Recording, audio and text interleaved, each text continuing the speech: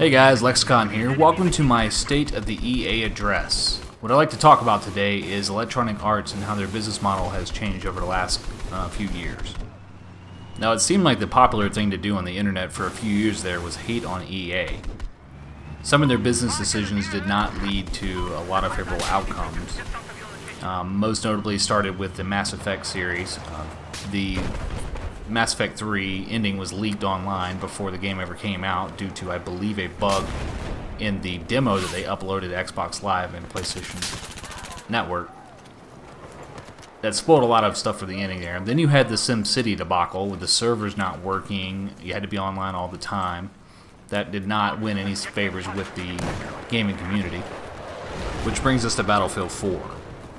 When the game launched, it had to come out alongside the new consoles. It was a time frame that they had to make in order to capitalize on the new launch. The game did not meet with great reviews from a lot of the consumers because a lot of the bugs in it felt incomplete. There was some crashing, rubber banding, things like that. Now, personally, I did hear a lot of issues with Battlefield from a lot of people. Some people would swear off the series completely.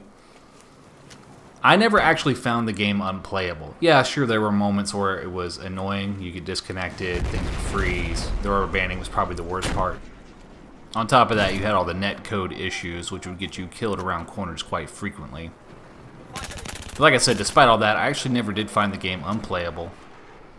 And over the years, they did definitely improve.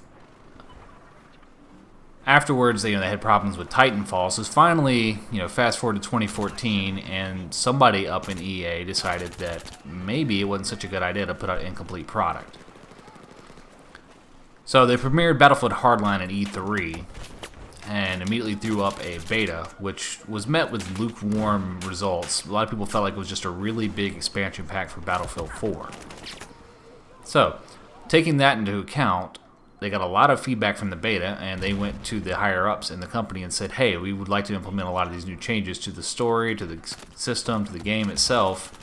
And EA, whoever it was, I guess the new CEO, whatever, decided that it would be a good idea to actually push the game back 6 months, which is unheard of in a financial market.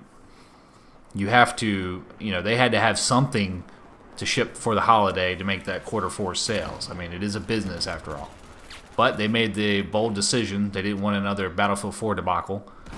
Even though in October that year, as Frankie on PC and HT put it, Battlefield 4 came out of beta. And it was true. The game, after they did that major update in October, was greatly improved.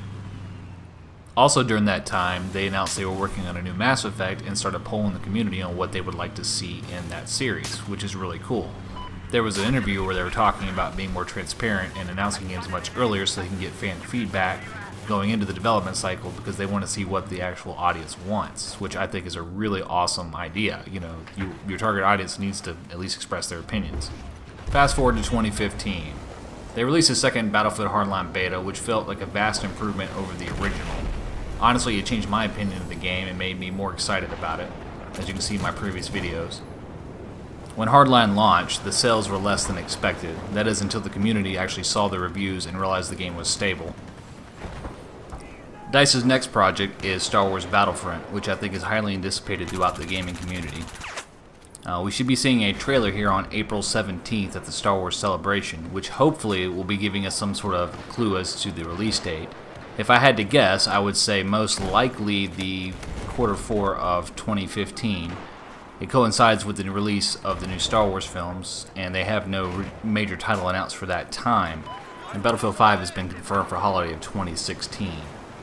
I know it's not a popular opinion, but I think the EA is doing a great job of trying to win back the community and actually have a player-first mentality. If they keep it up, I think they will succeed if they continue doing it the way they are now. Feel free to let me know your opinions in the comments below. Don't forget to hit that like button, and as always, thank you for watching.